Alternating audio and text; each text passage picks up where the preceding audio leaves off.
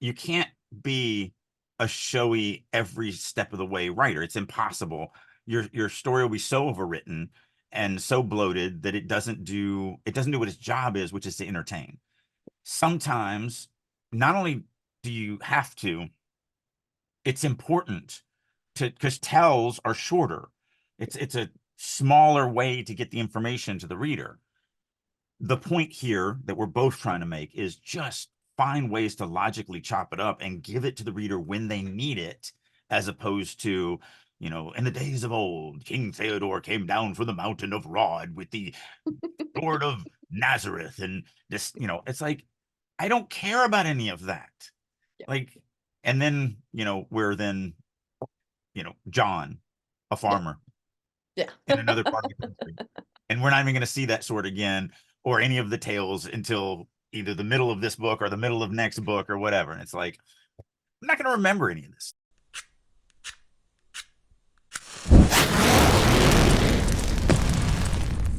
Releasing your inner dragon.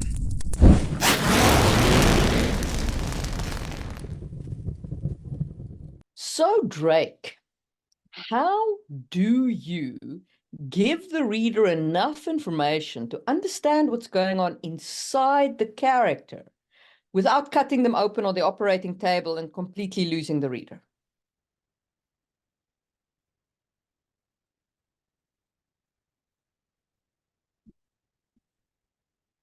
Sorry.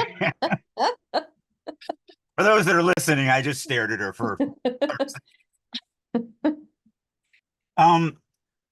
yeah, so this is gonna be a really cool discussion because we're very similar on a lot of things. We also are very similar on disagreeing with what we're similar on. So we're kind of our own critics, but in different ways. So I'm really, really excited to talk about this.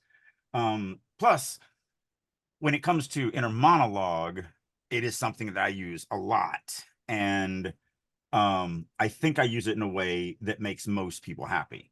So I guess there's a couple things that we need to talk about. We need to talk about inner monologue and the different ways that it can be used, because we can talk about some of the ways that I use it as far as talking back to the narration, which I know sounds really weird, or just being inner monologue dialogue in their head. You don't use inner monologue the way I do, but you kind of do almost like the free indirect discourse third person narrative, where it's the narration giving the thoughts of the character. Yeah. And then, we can just talk about the different aspects of that. And then I think we also need to talk about the other internalization of stuff, which is emotions and feelings and just the way we view the world and everything like that. So there's a lot. And So I think we should just take a second and say that we're talking about internal monologues and internal emotions and how you give that information to the reader without info dumping it, without just telling it, and keeping the reader invested. Yeah, making them feel what the character's feeling. Right.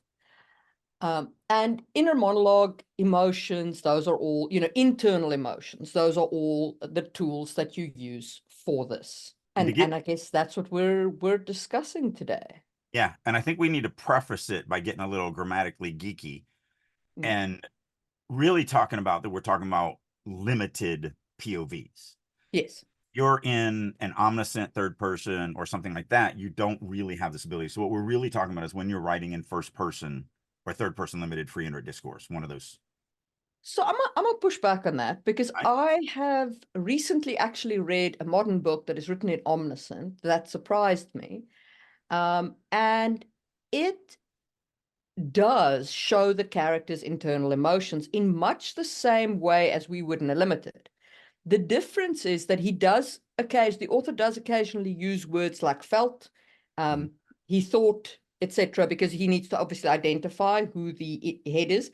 And he absolutely does bounce into whichever head he feels like. Which omniscient is not really supposed to be for.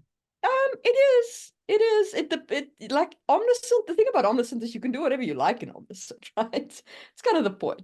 But well, you could say that about any creative writing. Um, But regardless, so the thing is, this author pulls it off because well, what he so does is he keeps you invested in a small group.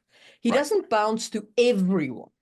He's got a small group of friends that he kind of bounces into everybody's head whenever he wants to.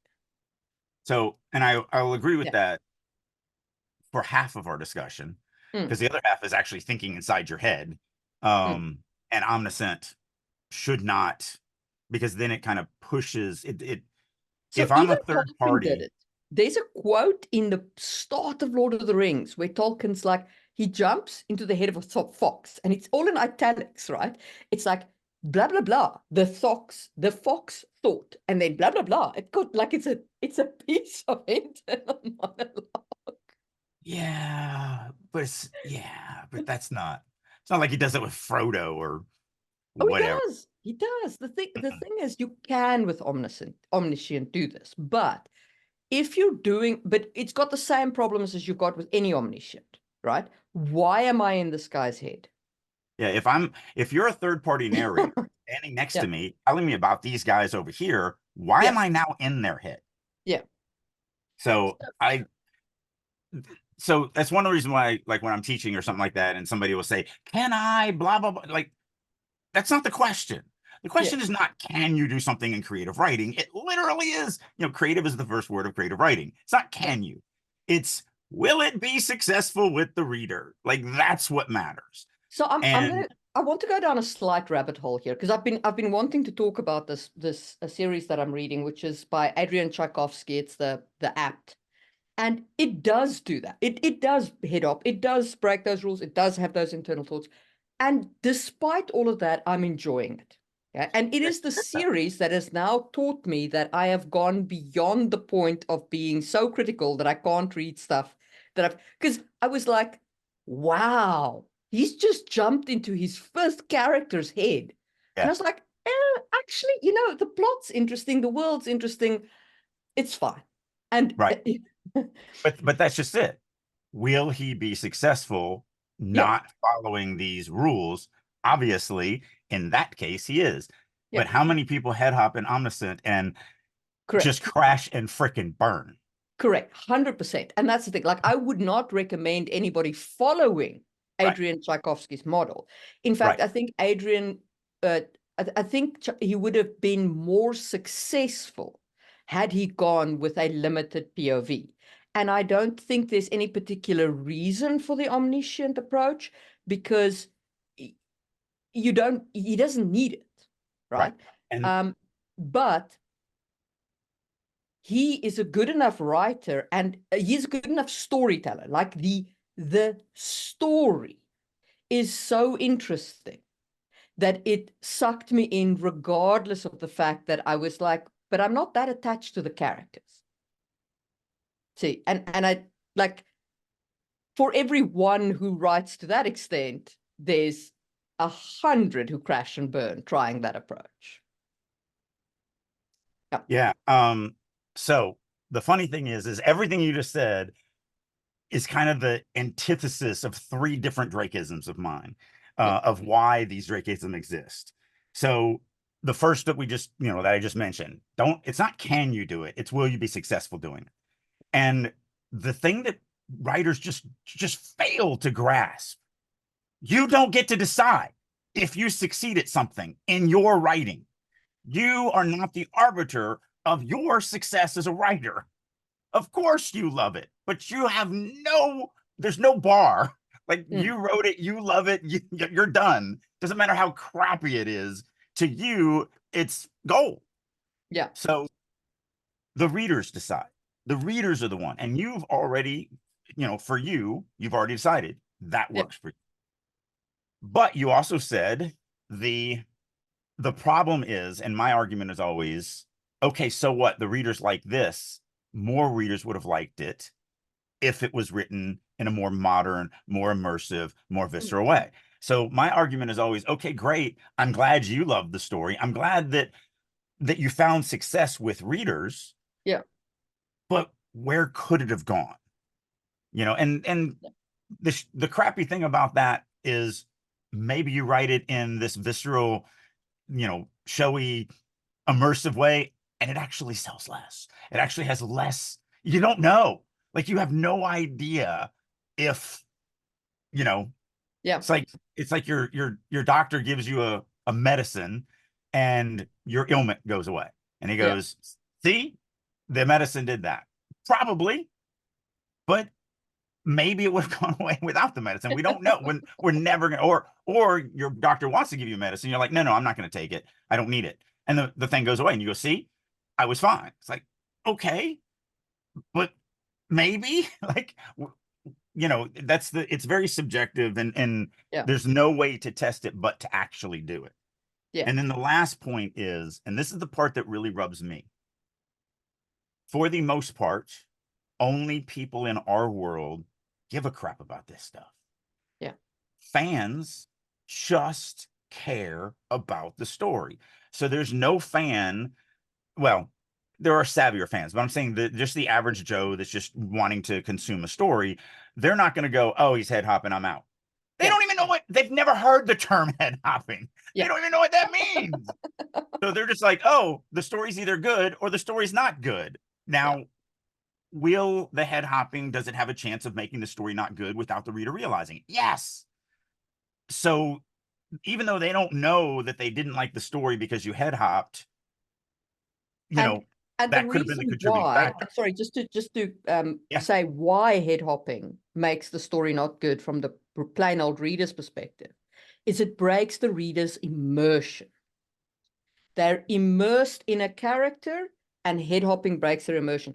Unless, like, but I mean, this is the way he does it, which is he's got this little group of friends. Mhm. And so they're close, they're intimate with each other, and it makes sense that you'd kind of know everybody's emotions. But most people don't use head hopping like that. Right. They just go, I'm just now in this paragraph with this character, Yes. even though it's the bartender that's only in this one scene. So I need to tell the reader that he's worried about his wife's cheating on him, Yeah. which has literally nothing to do with the story. Yeah. So I agree with that, but I want to add something to it Mm.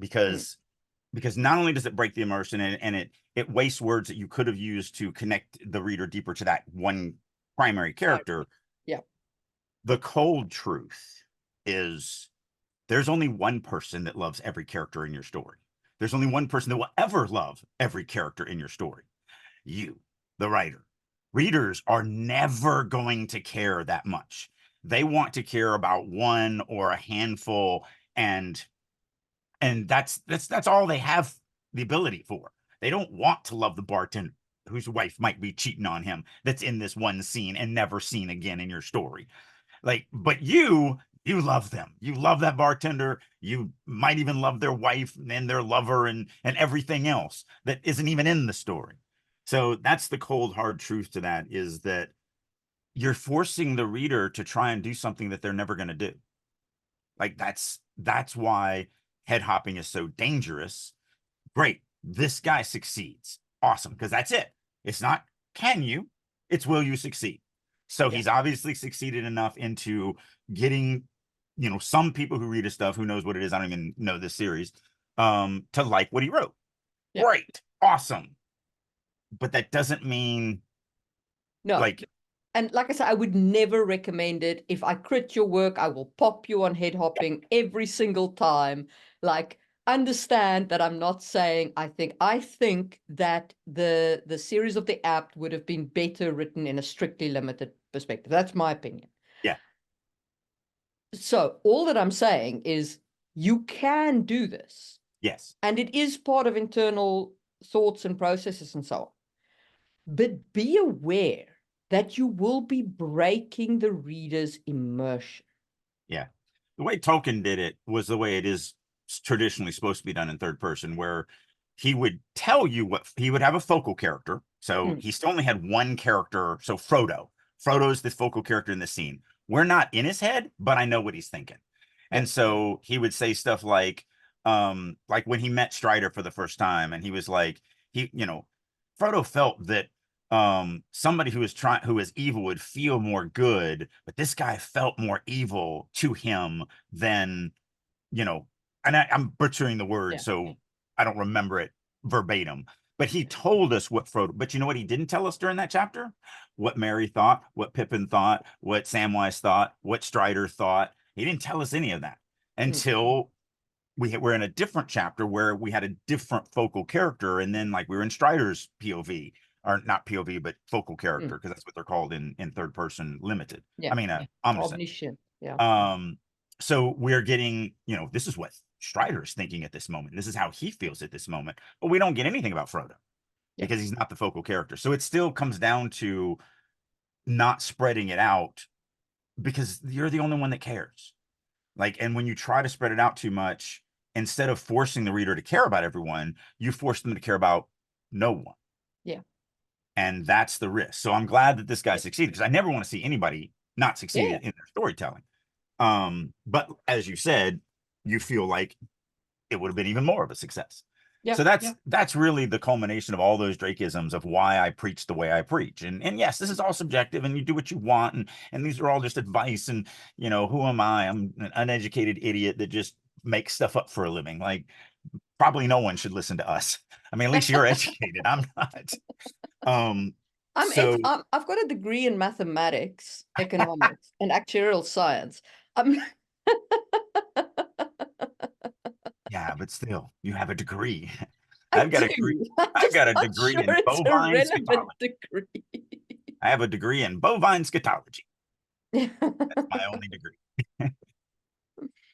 All right. So beautiful rabbit chase, but to bring Yes. it back, we're really talking about the limited POVs. First of all, we both believe that they're what you should be writing in. It's what audiences want today. It's more immersive, it's more visceral, it's more engaging, it's more accessible to the modern audience. And so when we're talking about all this stuff, just understand that, and yes, you can take all of these things and apply them in the other writing styles, and they will help it 100%. But really, what we're going to focus in on, because me and you are limited writers, we write in the Yeah. limited spectrum, and that's where we are. Um, so I guess let's start with the actual just inner monologue, because this is kind of my forte. I use it a lot. Uh, it's so funny, and kind of one of the reasons why. So this is going to sound really petty, but this is my anarchistic mindset. So when I first started doing this stuff, I always enjoyed inner monologue. Mm. But when I first started, it's like, oh, you shouldn't use inner monologue. It pisses a lot of people off. It's just not used well, and all of that. And I'm like, okay, but I like it, so why? Now, I didn't do the I like it, so I'm going to use it. I did the I like it, but why do other people not?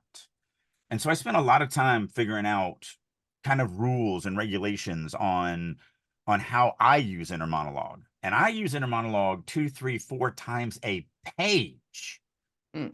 And I have had emails from people who will write me and say, normally I detest inner monologue, and I will stop reading a book if it has inner monologue. And I don't know why, but I like yours. And it's because I'm very, very, very conscious of how I use my inner monologue.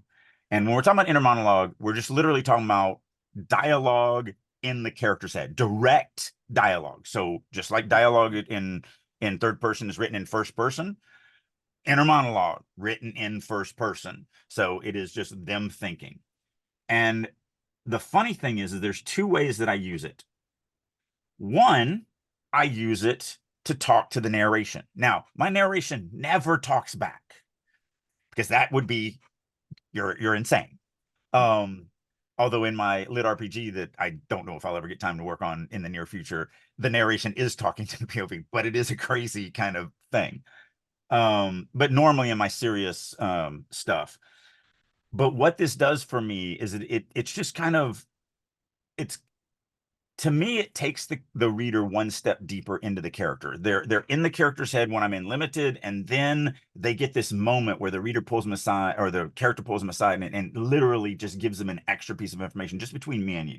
So as an example, in Ardari's opening chapter, I'm setting up the fact that he doesn't want to be a farmer, and he's in this existential crisis because he's turning 17, and that means that he can be forced to marry because it's a communist kind of commune type thing, and everything's arranged marriages and all this other stuff, and he really just wants to break away. And his older brother escape because he was found to have the gift of magic. And so now he's off in the big city doing the big adventure, and I'm stuck tilling dirt and I don't want to do this. And so I'm setting all that up. And so there's a paragraph that reads, Arderi tried to be content with this revelation.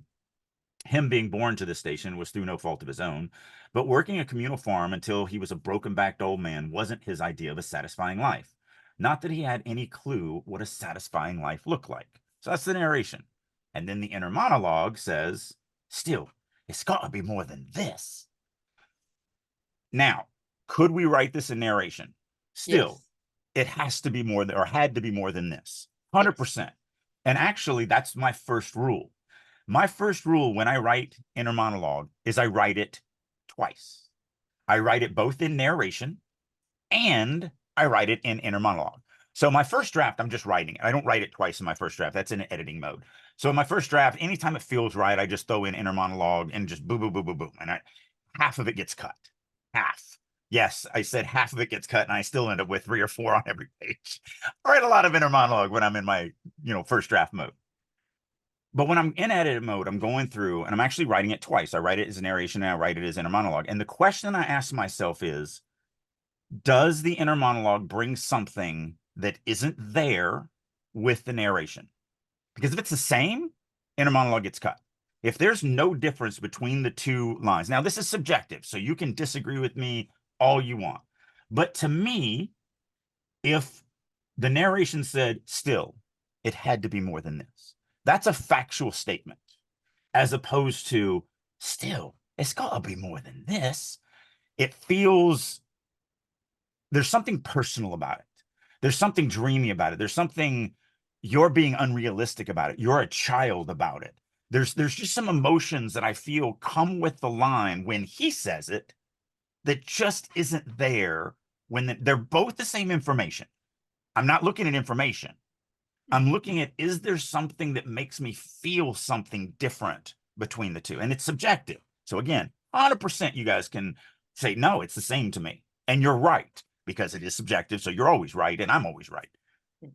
But the reason why I kept it is because to me, it adds a little hopelessness. It adds a little childishness. It adds a little naivety. It just brings a little something extra that just isn't there if it was just written as narration.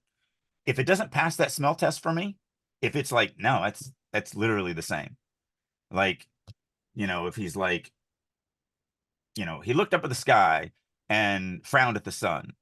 Why are you so hot? Versus, he couldn't understand why it was so hot. I mean, I'm just making this up, so I don't know if it's going to, but like, I don't feel there's a lot of difference there. So I'm not gonna write that as inner monologue. So I think the reason why no one gets frustrated with my inner monologue is because every time they read it, instead of going, why am I reading this person's thoughts that mean nothing? I feel like for the majority, I mean, again, you're never going to bat 100%. So my subjective is not going to be everyone else's subjective. But I think more times than not, the reader gets something extra and they feel it. And so it doesn't annoy them. It doesn't make them go, ugh, why is there 3, 4 pieces of inner monologue on every stupid page? This is terrible. So I will say a couple of things about why readers get annoyed with inner monologue, I think. And this is certainly things that annoy me. Paragraphs of inner monologue. Oh my God. It's an info dump. Okay. The fact that you're hiding it by saying it's what the character is thinking doesn't change its info dumpy nature. An Now, info dump is an info dump, no matter how you info dump. I want to add to that. Yeah. Because it isn't just inner monologue where they do that. It's also dialogue. Yes. If you're info dumping in dialogue or inner monologue, they're the same thing. They do feel more active. They do. Yeah. Because now we feel like we're being spoken to as opposed to reading this narration. But it's still an info dump. So, one of that I'm glad you brought that up because I didn't even think about that. One of the things that is also my rule is short sentences. Just one little choppy little thing. If it is a longer thing, it's the second way that I use inner monologue, which we'll talk about in a second. It's them actually just thinking in their head. It's just dialogue that they're running through in their head. So this, still, it's got to be more than this. He's not thinking that really. Yeah. That's more of a, he's talking to the narration, which means it's kind of this private moment between the reader and the character in the story, Mm. as opposed to just dialogue in his brain. Yeah. So Now, yeah, the sure. reason why in Sangwheel I don't use that in a monologue. So in Sangwheel I use free and indirect discourse. I do not go into inner monologue. So that Well, line that you had. well, let me. Yeah.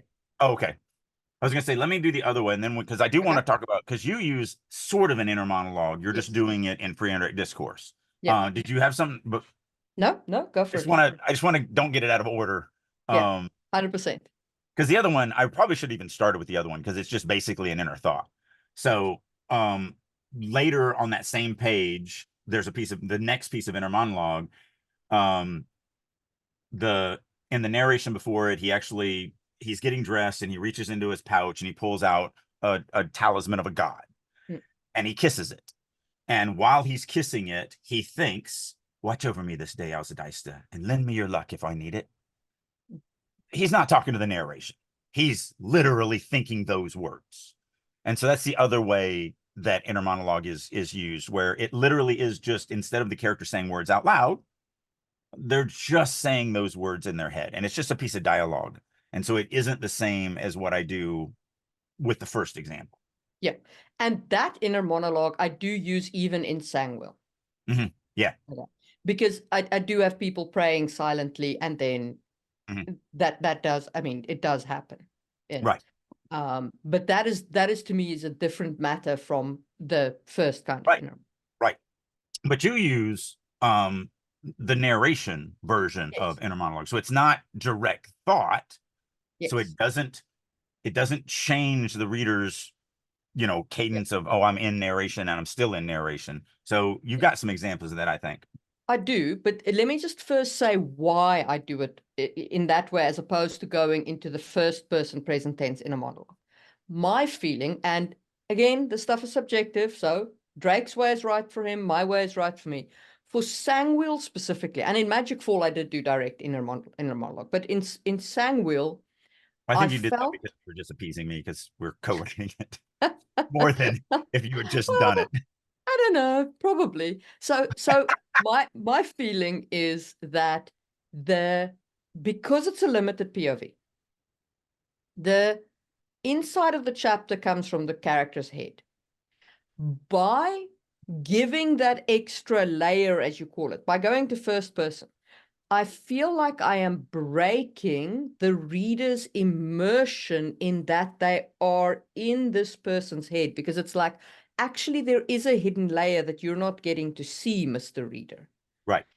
So that's my feeling. So, and And I feel like it's more immersive to have the whole narration be so strongly in the character's voice. and I actually think that's the reason why so many people fail with it, because they try to do what I do without any litmus test. So to them, it just feels right. So they just do it just like I do in my first draft.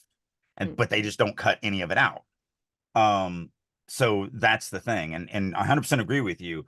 But I just talking to my fans and just kind of thinking about writing the way I do, I really do believe that one of the reasons why no one is affected by mine is because they innately get that they get something extra. Yeah. Again, if I was just talking to the narration and you weren't getting extra, which is what almost all of people do, or they info dump with it, which we've talked about, then it just becomes, why am I getting this? This is just breaking me out. This is the same piece of information that I would have gotten had it been in narration. I think innately that's what annoys them. And again, I'm just guessing here in talking to people and doing this for 20 years, but I don't really, there's no scientific method of researching this. It's just what I've been privy to in my discussion. So it's all anecdotal, but still. But yeah, I agree with you. That's, if you do not really pay attention to it, that's, I think, one of the number one reasons why people hate inner monologue. Because it's just like, what's the difference? Exactly. So the way that I do it is, for example, in this little passage, Louis has just been ordered to go to a town called Somfa and to kill an entire family there. the Baron, his wife, and their child. Yeah. So Louis grimaced. He did not want to go to Somfa. The Baron had a wife and, if he remembered rightly, a child. He did not want to kill a child. The red handkerchief in his pocket called him home. LaRoche's long summer days were already gone, but autumn lingered in his home duchy, orange leaves drifting past dark trunks. If he left now, he could be settled before the first snow.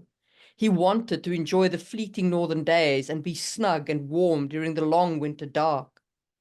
But what he wanted was of little concern.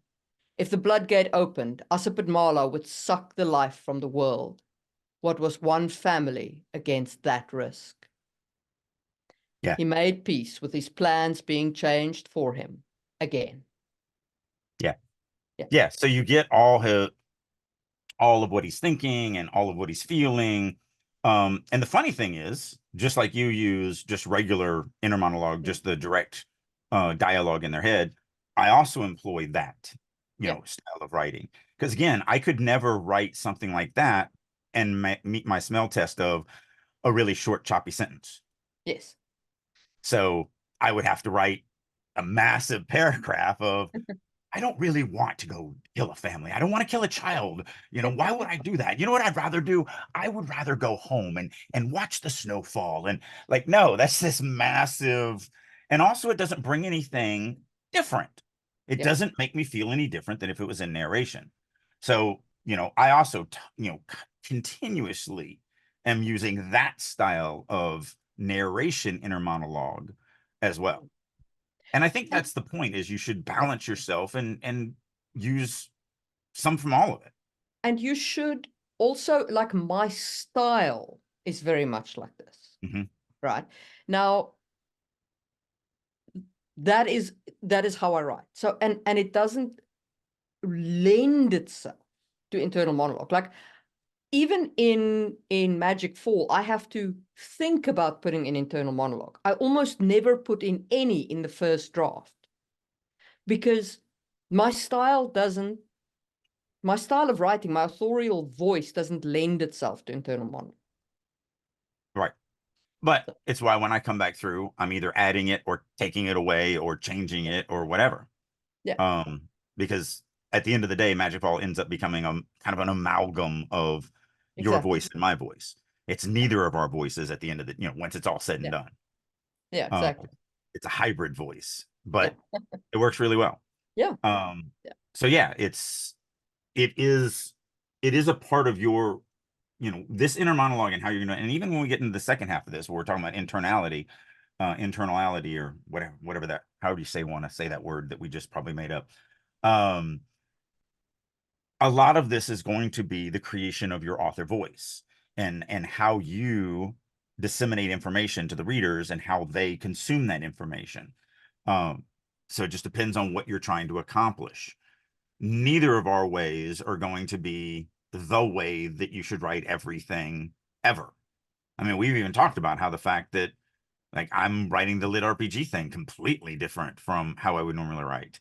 I wouldn't say that the urban fantasy thing that you're writing is written anywhere near kind of the same way that Sangro is written. No, not even close. Yeah. I will also, just on the topic of that urban fantasy, say one thing. When you are writing first person, if you should get the desire to suddenly switch into internal monologue and do something like I thought, please stop yourself. Yeah. Please stop yourself. The first person is entirely 100% the internal monologue of one character, the whole narration. If it's done right. If it's done right, the whole narration. You do not need the I thought. Like, nobody else is thinking except the unless you're except the using the narrator. word in its actual definition. Like, I Yes. thought I was being clever, but Yes. the look on his face told me I was not. Yes. Something like that. Yeah. But yeah, that's so I see inner monologue so often in first person. It's like there's a magic that you're creating with first person. There's an illusion that you're creating with first person, that the entire thing is just me and you Mm. talking directly to it. You're just in my head, and you're just experiencing it as I go through this. But then all of a sudden I'm also just talking in my head, and Yeah. it just doesn't work. It like the magic of first person is in the strength of the voice, and the internal monologue jars you away from it because, as I said, it implies that there's the second hidden layer. And while you can get away with that in third person, because you are in third person, right? There is still the impression that you're a little bit removed from the character. In first person, you are so intimate with that character. And I didn't think about this, but another thing, because I don't write really in first person, none of my fantasy or anything like that. Another reason why people may not like inner monologue, because again, readers don't know. They don't know technicalities. Most readers don't know if they're reading something in first person or reading something in third person. They just know they're reading a story. Mm. So the prevalence of inner monologue in first person may also attribute to so many people hating inner monologue. And all they just know is it's an internal thought. They don't know, oh, it's an internal thought in first person versus an internal thought in third person. They just know I'm in a character, this character's talking in his head and I don't like it. It feels weird. And so I think I never thought about it like that, but I think that also may contribute to the fact that so many fans don't like inner monologue. And it's still a small percentage. When we're saying so many, I don't Yeah. think there's 10 or 15% of people who don't like inner monologue. It's not It's a not a huge, huge, you're not going to be chucking a huge amount of fans out by using inner monologue or not using inner monologue.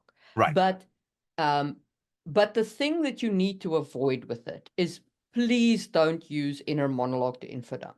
If you have to info dump, if there is no way around the info dump, and sometimes you do just have to blob a piece of information down on the page so the reader can understand it and consume the rest of the story.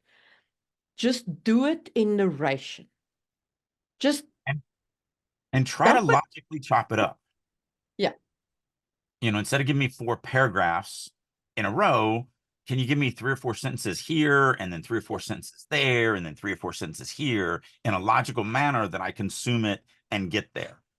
Uh, it goes a long way to helping the reader not get glassy eyed and put your book down, because they'll forgive you for a couple lines. It's just like, oh yeah, I know this information, but and then you're right back into the character, as opposed to, let me tell you about the history of the world. So 1,000 years ago, there was a guy named, Beelzebub, and he went over to his mother's So house, and it's like, because I'm staring straight at the line, like it says that the bit I didn't read was like, Louis read the curt note again, then struck a sparker against his boot heel and burnt both sheets of paper. He leaned back on the straw pallet, hands behind his head. Somfa was the nexus of the river barge trade network due to its position in Etendulat Duchy, and Etendulat had just lost its duke with no clarity as to how a new one would be appointed. Is that an info dump? 100%. But 100%. we've just read about Somfa. Earlier in the chapter, we saw the funeral procession of the Duke of Etendulat pass us.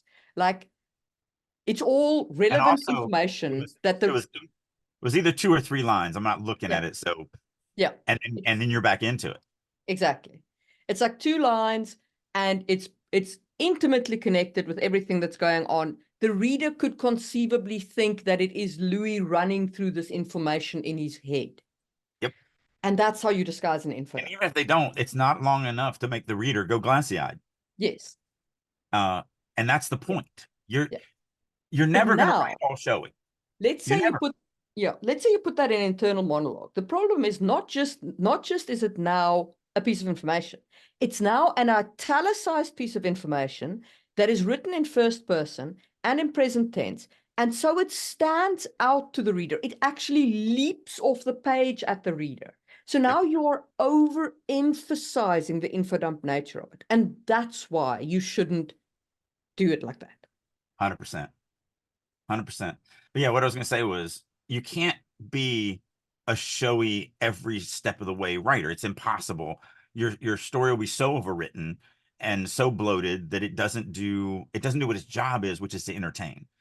Sometimes not only do you have to, it's important to, because tells are shorter.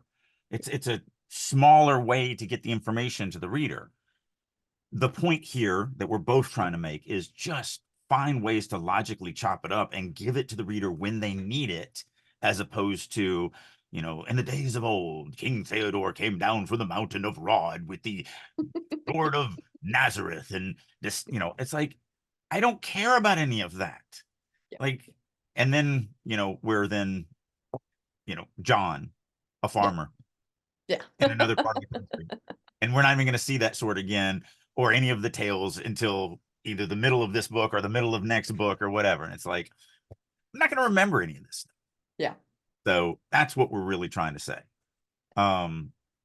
So I guess to put a pin in the inner monologue, there's really three kind of ways to use inner monologue. You can use it as narration, like what Marie tends to use it more than I do. I still use it that way. You can just use thoughts inside their head, which both of us use, where they're just thinking, they're just saying words exactly like they would out loud. It's just in italicized instead.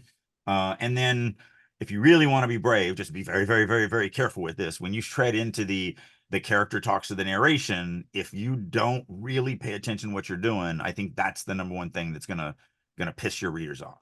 And then don't info dump. We probably should talk about a little bit about the formatting of it.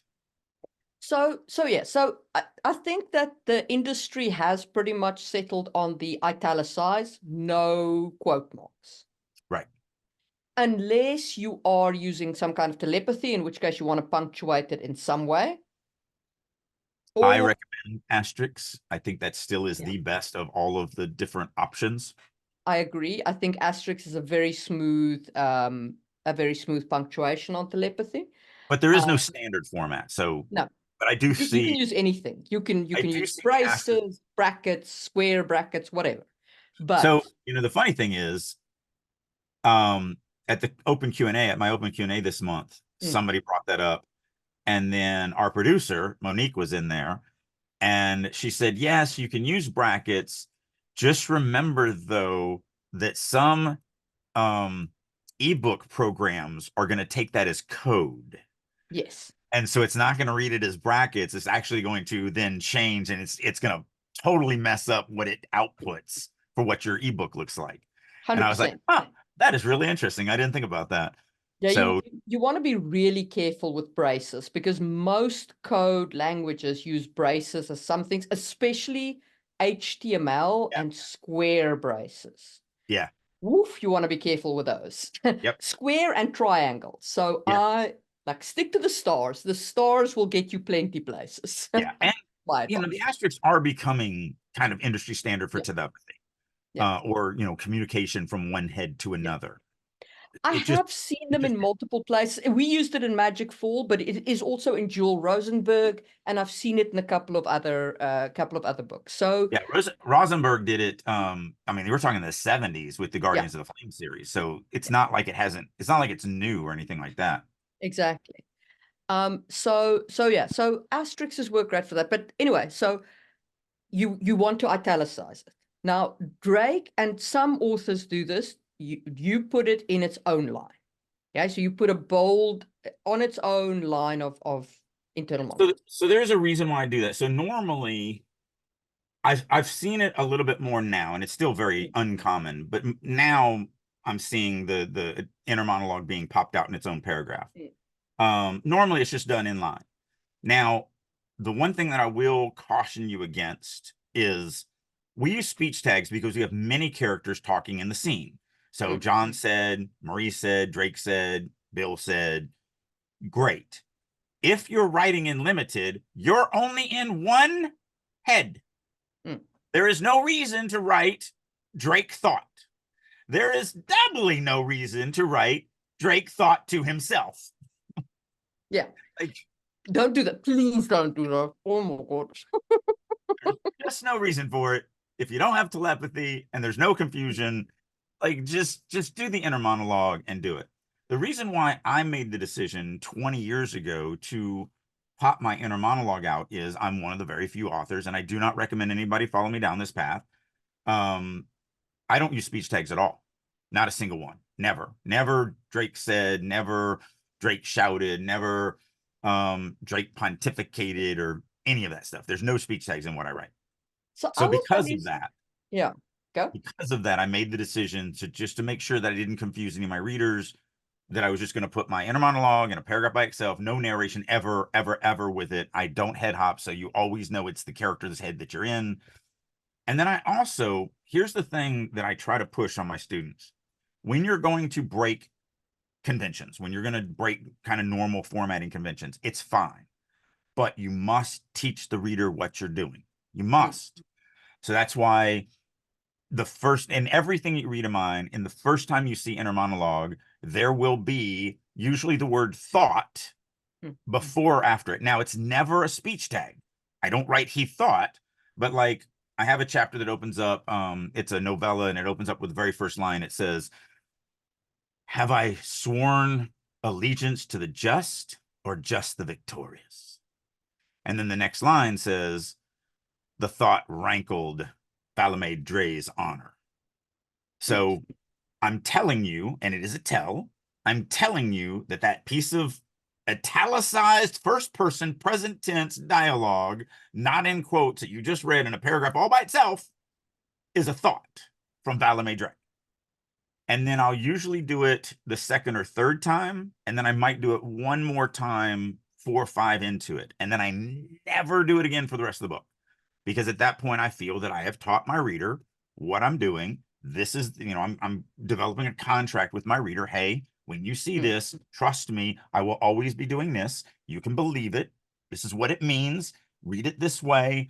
You good? We're good. Good. Okay. Never mention it again. So it's just vitally important to make sure you teach your reader when you're breaking those. And we did it with Magic Fall when Ghost speaks for the first time inside of Laren's head. We set it up very clearly so that they go, oh, asterisks around this italicized piece of dialogue, first person present tense, is this thing that's in Laren's arm talking in his mind. Yeah. We set it up, we train the reader, and then we never mention it again. We're done. So what I do sometimes in Magic Fall, just to, be cute, I sometimes use the italicized internal monologue to identify who's speaking. Like I will have, say in Lyron's chapter, right? I will have Lyron's internal monologue followed by Lyron's dialogue. Like he's thinking this and then he's saying this out loud in order to guide the reader along and cut a speech tag. Yep. Yeah. Because all inner monologue in a Laren chapter is Laren. So yep. Yeah, so it then identifies the speaker of the dialogue. So yeah, just to give a counterexample of like why I like inlining it sometimes. Yeah. No. I mean, I never have to cut speech tags because there are none to cut. So no, but I mean that's my point. Is like right. to make sure 100%. that to identify the speaker. Yeah. Yeah. So for those that, just to make sure that we don't lose anybody. So a speech tag is a tag on dialogue that tells the reader who is speaking. Now notice the key word in that, tells. Yeah. Drake said is a tell. I'm telling you that Drake said this. Yeah. One of the things that I push my students on for speech tags, absolutely cut any speech tag that has other stuff with it because you don't need it. So you have like, all right, I'll see you later, Drake said as he walked over and took a seat at the table. Obviously, you just don't need it. Just say, all right, I'll see you later. Drake walked over and took a seat at the table. Yeah. It's in the same pair. So that's what we call, now, the industry calls it action tags. I do not like that word. It is confusing. I like to teach it using paragraph structure to make sure the reader knows who says stuff, because everything in that paragraph is one character's actions and dialogue. So if I start off with Drake walked into the room, hey guys, how you doing? Everybody knows who said that. Literally, just like what you did with the, Drake thought to himself something and then right into the dialogue. We know who said it because that's all a speech tag is for. Yeah. The reason why I say don't cut them all is because sometimes, damn it, I would like to just write Drake said. And I'm 100% with you, and I will tell anybody who listens to us, do not try to cut all your speech tags. So sometimes sometimes it actually can slow down and hurt a scene because you can't just simply identify the speaker, and so you have to slow the dialogue down with narration. Actually, you don't have to. What you have to do is then go, oh, I don't want to slow this down. How can I completely rejigger this entire thing and work all this extra effort to still do what I want to do, but not have a speech tag? I mean, it creates extra work. It does.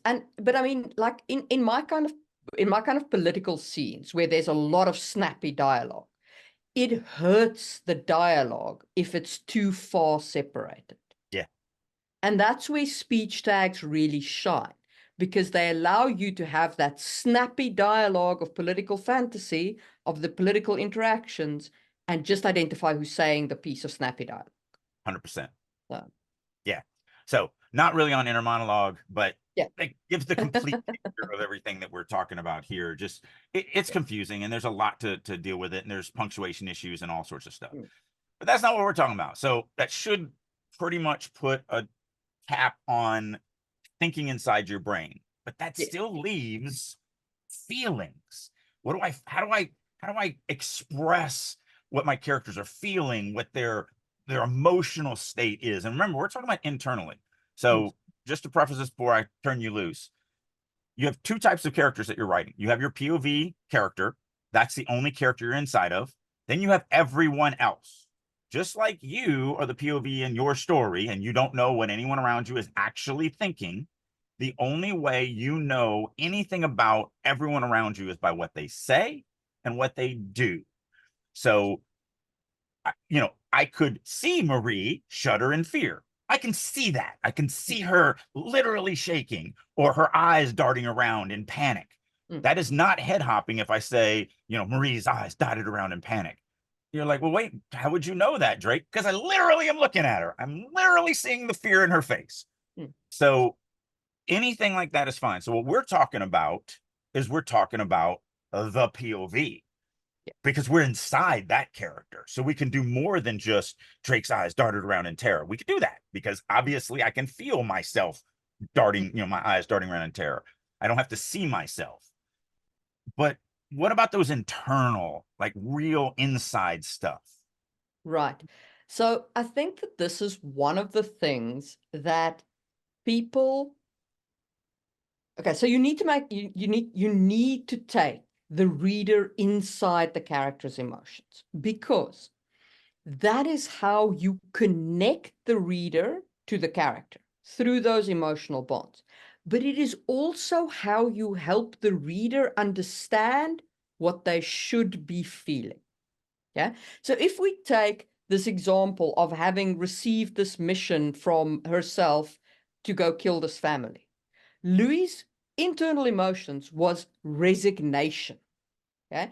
That communicates to the reader what their reaction should be. This is a harsh world where people die at the point of a knife. That is what this is communicating. Your response to getting ordered to kill a family is resignation, not horror. A little bit of remorse. Of remorse and so, but the point is, it's not like if you ordered me, Marie, in the current day and age, if I received such an order from my boss, I would be like, are you out of your mind? Like, what crazy pill did you drink today? Unless it was to kill Drake, and then you'd be like, buy me a plane ticket. Like it's insane. Yeah.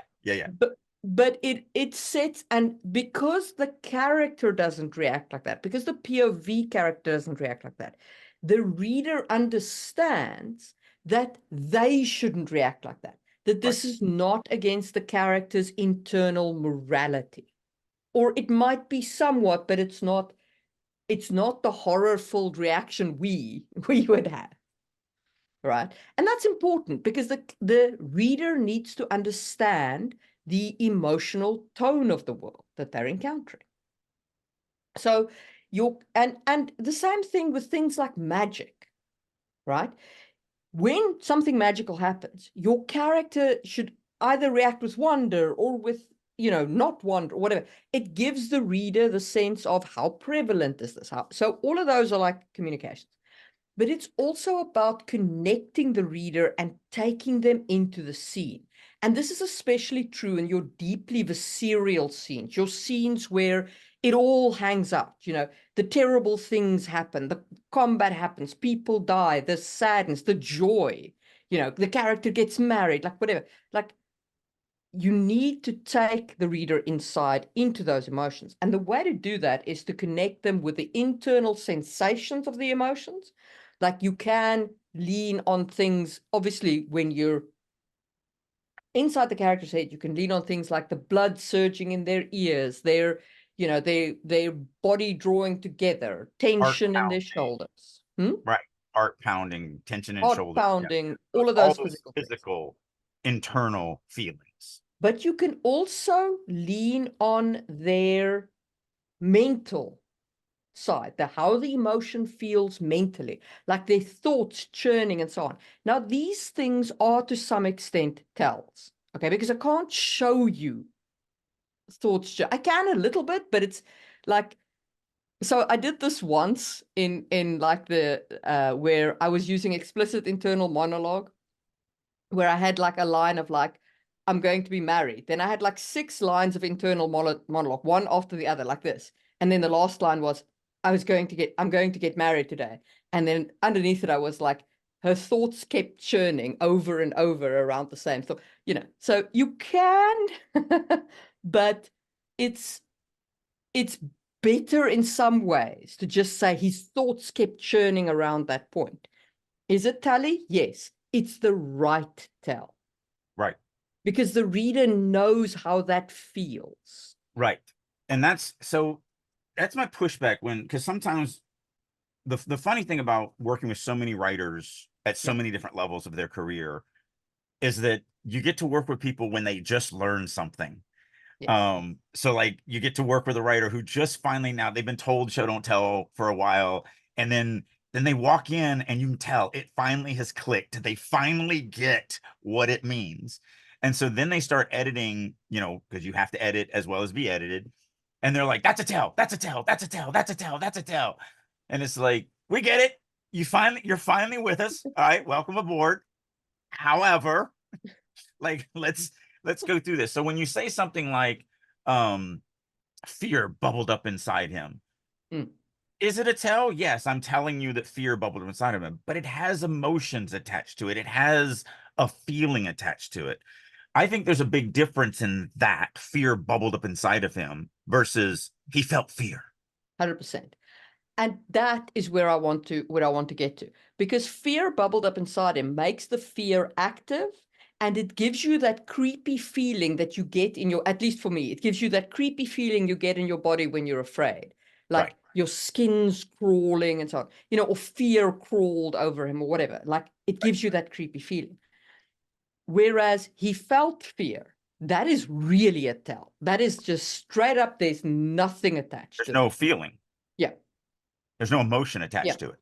And that's why you want to avoid words like felt, which is really, really very, very tally. Feel and felt should never make your narrative unless you're using them as that word. Yeah. Um, you know, um, he reached out and touched it. It felt like glass and metal all at the same time, whatever. Yes, great. We're using that word, but you should never use it to, he felt very afraid right now and had a feeling that he was going to die. Like, no, both of those are wrong. Let the fear be active. Let my terror of death hit me. Yeah. And so while there's an argument for their tells, and that's where I was getting to with this, while there's an argument to say fear bubbled up inside of him as a tell, that's one of the ways that there's also more showy ways to even get past that. Mm. But that, I think, you said earlier, sometimes for time's sake, you just have to kind of give information. And so if we can do fear bubbled up inside of him versus he felt afraid, one is still more active. One is still more enjoyable as opposed to the other. and neither take long. Yeah. And the other thing to bear in mind with all of this is, yes, fear bubbled up inside him as a tell because you're saying fear. You could also say, you know, his lungs cramped together, his breath caught in his throat. The problem is there are multiple emotions that will make your breath catch in your throat. And you don't want the reader getting confused here. Okay. Yeah, you don't You want them going, want, oh, weird that he's having indigestion at this moment. yes, or weird, my breath catches in my throat when I see something pretty. Like, why does he think this is pretty? You know? Right. So, So yeah, so you tread into vagueness exactly, when you do some stuff like that, exactly. So or you're in you, danger. yeah, you're in danger of vagueness. So you do in those cases where it's important, like just say the word of the emotion, just include the emotion so that the reader has clarity on what they're feeling, but they're still getting that creepy kind of how it feels inside. Still active. Let the Yeah. emotion be the noun of the sentence. You know, Yes. fear bubbled up inside of him. We diagram that sentence. Fear is our subject, and Yeah. bubbled is our action, as opposed to Drake felt fear. Now Drake is our subject, and felt is our action. Even Has nothing to worse, do with fear. Drake felt fear bubbling up inside him. Yeah, Don't do that. yeah, because it's still just Drake felt, as opposed to, and then the rest of it just comes superfluous. It's not You're literally there. Like just right. Well, that's what I always say. It always bugs me when people write in passive voice anyway, but then they write in passive voice, but they include everything. Like, you know, the boy was bitten by the dog. Like, all the information is there. Literally, I get the boy, I get the bite, I get the dog. Why am I writing this in passive voice? Why can't I just say, you know, why can't you just say, because I don't write in passive voice, but you as in the peripheral, you, not you, Marie. The dog bit the boy. The dog bit the boy. First of all, we want to paint it in the order that the image is going to appear in their mind. So we want to, the dog, ooh, dog, bite, ooh, oh, boy, ah, as opposed to the boy was bitten by the dog. Oh, okay. I finally get all the information by the end of the sentence, but I've already started painting the picture. Hmm. So, yeah, the fear bubbled up inside, or Drake was afraid as fear bubbled up inside of him. Like, yeah, yeah. Yeah, so there is a great book that we recommend. We are not in any way sponsored by these people, but the book is very, very good. Make sure you get the second edition. Yeah, Drake's gonna hold it up. The The emotional Emotion source. Thesaurus, a writer's guide to character expression, second edition. You can get it on Amazon. It's great for learning how to show internal emotions and external emotions. There's So another book that I also recommend on how to show internal emotions. A yes. little book written by Drake himself, The Ultimate Guide to Show Don't Tell. Hmm. Um, there's an entire section in here um, on eliminating vague and general statements, body language and nonverbal communication, incorporating sensory details, internal emotions. Yeah. So if you haven't read my Show Don't Tell, this is my thesis on how to be a really good showy writer. Yes, you can get that from Amazon too, but like, stop giving Bezos extra money. Go to drakeu.com and pick up So, a copy. so I will This absolutely doesn't need any more recommend money. I will absolutely recommend the Show Don't Tell book as well, your Show Don't Tell book. But the what the emotional thesaurus gives you that you won't get out of like another book Mhm. is they literally just list the emotions and then list the associated like actions and feelings and blah blah blah blah blah. So it's Yeah. not going to teach you how to be a showy writer, but it is going to help you find actions for emotions, and that's what it's useful for. And it's just a reference tool. Yes. It's not a, so many people in this industry want to have things handed to them. Yeah. That's not the way this works. So like I just flipped to open a page and it has embarrassment. All it is you know, it's got the definition of what embarrassment is, and then it says physical signs: a flush that creeps across the cheeks, visible sweating, the body freezing in place, grimacing or swallowing. And then what I do when I'm stuck and I pull this out, notice it was literally right here next to me because that's how much we recommend it. Um, I just start reading the list and it just goes, oh, that I got an idea. Yeah. Like I've never used anything out of the book ever, never one time. It's just an inspiration. It's just a tool to help you like get your thoughts in the right place. Now, Yep. Drake's Show Don't Tell book, on the other hand, will absolutely teach you how to show not tell in your writing. But I don't teach you how to show don't tell fear or how to show Yes. don't tell embarrassment or whatever. I don't do specific. I Yep. just teach you how to look at this stuff so that you can Yes. understand the process, so that you can go to your writers group and go, that's a tell, that's a tell, that's a tell, that's a tell, that's a tell. Tell for everybody. What's that Oprah meme? You get a tell, and you get a tell, and you get a tell. Tells for everybody. So yeah, definitely. But Yeah. I always say this: win the reader, win the story. How do we win the reader? Connect them to the character. If you make the reader care about that character as much as they care about themselves, then everything you want the reader to experience, you just make the reader or the character experience it. You want the reader to be happy, make the character happy. Want the reader to be afraid, make the character afraid. Want the reader to bite their nails and think they're going to die, make the character bite their nails and think they're going to die. And how you do that, which is the theory's easy, the practice, you know, the implementation of it is harder. How we do that is through that internal emotions. I mean, that's just it. It is everything. Absolutely. You have to really take the reader deep into the POV's emotions. And remember, through it, you're doing two things. One, you're connecting the reader to the character, which is paramount. And two, you're teaching the reader how they should regard the world. See, if I said, you know, John really loved his dog, and he was very sad when his neighbor killed his dog. So he went out and killed 300 people in revenge who tried to stop him from killing his neighbor until he finally got to his neighbor and killed him. That is one thing. But then Yes. you watch John Wick and you watch his love and connection to his wife and the fact that she changed his entire life and that she dies. And then she delivers after death this puppy with this note of, I know you. You cannot let this kill you. You have, this is it. And then you watch him fall in love with this dog and you see that connection between them. And then the neighbor kills him. You're like, oh yeah, kill everybody. Literally kill everybody until you get to that guy. It's just the difference. It's the difference between just telling your story and showing your story. And I mean, John Wick kills like 358,000 people in that movie, and you are happy to see every one of them die You are because there. You are there for you those love days. that dog Like, just as much as he did at that point. yeah. Some people gonna die. So it's just that's the difference. Win the reader, win the story. And you win that reader through that internal connection between them and that POV. And again, going back to the very first rabbit chase that we took, why are we against head hopping?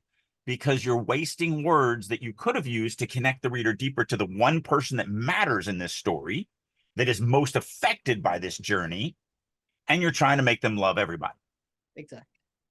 And it just, while it worked for you in that guy's story, even you feel might have worked better. I mean, you don't know, but Yeah. might have worked better if we had been a little bit more limited. Like I'm So, not like as I say, I'm not suggesting anybody follow Adrian Tchaikovsky. I'm just right. saying, like, Funny thing is we're not suggesting you follow us. yeah, Like, write what you want to write.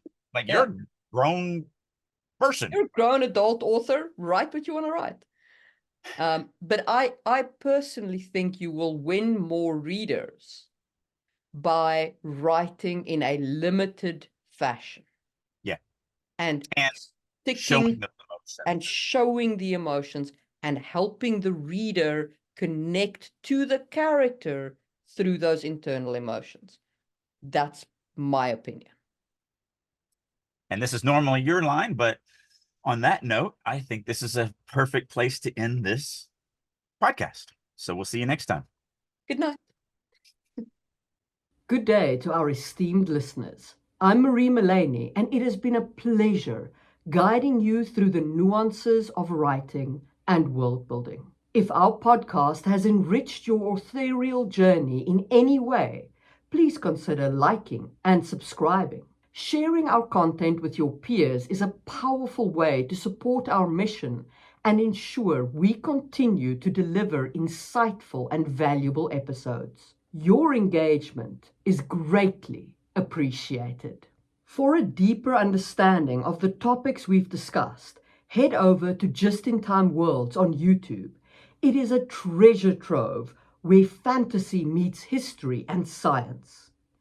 Every Tuesday, you'll find new videos that delve into the intricacies of world building, drawing from our rich real-world history. Whether you're a writer, a role player, or just a fantasy enthusiast, Just in Time Worlds offers unique insights that will enrich your perspective. Check it out and join the journey of crafting incredible worlds. If you are ready to take your writing to the next level and work with a group of highly motivated, dedicated writers who are all working to not only improve their writing, but improve your writing, plus you get to work with me on a weekly basis, then I'll encourage you to check out writersroom.us. This is a website that I have created that I really wish I had 30 years ago. It's everything a writer needs to become a better writer.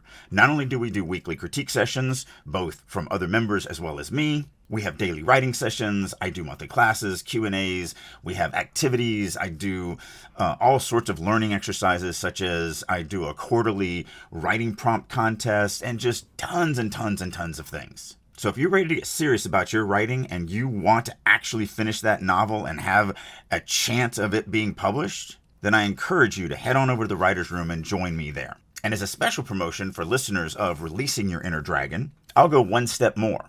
If you would like to get 50% off for 3 months, reach out to me. There's a million ways you can do that. You can do it through starvingwriterstudio.com, drakeu.com, any of my social medias such as LinkedIn, Instagram, Facebook, X, whatever. Reach out to me, say that you would like to check out the Writer's Room for 50% off, and I will send you a link that will allow you to do just that. So hopefully you're ready to start getting serious about writing, and I'll see you in the Writer's Room.